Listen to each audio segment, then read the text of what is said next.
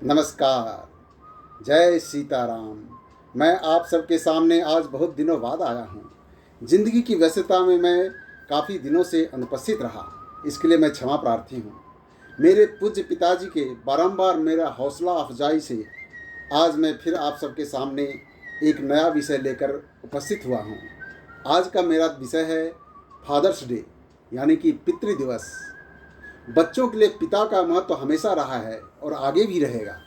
पिता की तुलना सृष्टिकर्ता ब्रह्म ईश्वर से की गई है। नवजात शिशु को अपने पिता से परिचय तो उसकी माँ ही कराती है। माँ बच्चों की रक्षा गर्भकाल से जीवन पर्यंत अपने घर में करती रहती है। वही पिता जन्म के 2 साल के बाद से ही उसे कुम्हार की तरह हाथ का सहारा देते हुए थपथपाकर ठोस घड़ा का रूप देने का प्रयास करता है, ताकि वह अपने जीवन भविष्य के लिए अमृत तुल्य जल का संग्रह करने की क्षमता रखकर जीवन संग्राम के कठिन समरांगन में कूदने में सक्षम हो सके। हमारे शास्त्रों में पुत्र के प्रति पिता के लिए कहा गया है, लालयेत पंचवर्षाणि दर्शवर्षाणि च ताड़येत प्राप्ते तु यौवने वर्षे मित्रवत समाचरे। अर्थात बच्चों को 5 वर्ष तक प्यार दुलार देते रहना चाहिए और 10 वर्ष की अवस्था में कुछ गलती करने पर प्रताड़ित भी करना चाहिए और यौवनावस्था प्राप्त होने पर उसके साथ मित्रवत व्यवहार करते हुए सन्मार्ग पर चलने और आगे बढ़ने के लिए प्रेरित करना चाहिए। इसी क्रम में जब पिता अपने बच्चों को गोद में लेकर ऊपर उछालता है या कंधे पर बैठाकर ऊपर के किसी वस्तु को छुआता है, तो पिता बच्चे को आकाश तक ऊपर पहुंचने का प्रेरणा देता है। सबसे कीमती रिश्ता पिता का ही होता है। बच्चों के लिए वह अमूल्य होता है। पिता ही बच्चों की नन्ही हथेली में दुनिया रखकर सैर करा सकते हैं। कंपेनियनशिप अंग्रेजी में एक शब्द है जिसका भाव है जिसका बीज बचपन में ही बोना पड़ता है। यह काम भी केवल पिता ही कर सकता है।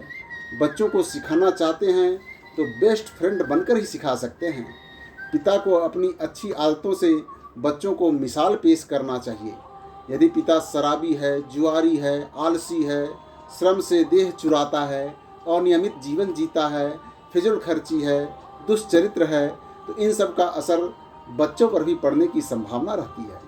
पिता जब अपने नन्हे बच्चों को उंगली पकड़कर किसी मंदिर में, सत्संग में, मेला में, पंचायत में, दुकान में, पहलवानों की अखाड़ा में अथवा किसी तीर्थ यात्रा में ही ले जाता है, तो उसका सिर्फ एक ही मकसद होता है कि वह बच्चों में ईश्वर के प्रति श्रद्धा भाव भर सके, सद्गुणी बनने, तरह तरह के लोगों से मिलने, मेल मिलाप की भावना जगाने, निष्पक्ष बनने, शरीर से बलवान बनने का भाव भर सके, ताकि जीवन संग्राम में उतरने की योग्यता प्राप्त कर सके। दुनिया में सिर्फ एक पिता ही है जिसकी इच्छा रहती है कि उसका पुत्र उससे भी बड़ा बने।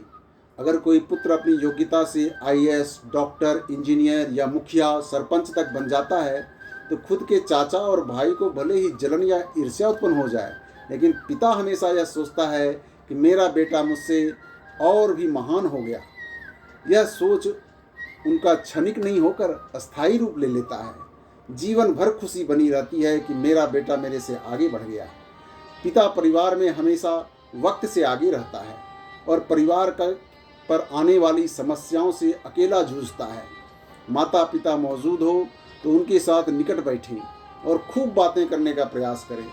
जो पुत्र अपने मॉडल रूप पिता के जितने अधिक संपर्क में रहता है, उसमें अधिक से अधिक क्षमता का विकास होता है और वह पौरुषवान बनता है। कहा गया है, ईश्वर को हम अपनी आँखों से देख नहीं सकते हैं, लेकिन पिता के रूप में बच्चों के सामने मदद करने के लिए हमेशा उपस्थित रहते हैं। पिता में ब्रह्मा के रूप में उत्पत्ति की शक्ति है, विष्णु के रूप में पालन करता है और शिव के रूप में सुधार के लिए एक चोट मारकर दुर्गुणों का नाश करता है। बच्चे के भविष्य संभालने में माँ और पिता दोनों का ही हाथ होता है। माँ वर्तमान को संभालती है तो पिता भविष्य को। माँ नदी की तरह सतत प्रवाहमान है तो पिता किनारे की तरह उस प्रवाह की रक्षा करते हुए उसे आगे बढ़ने का अवसर देता है। नदी का प्रवाह संवेदना है, ममता का वेग है, जो किनारे से टकराकर आगे बढ़ने की प्रेरणा देता है। जिसमें एक परिश्रम है।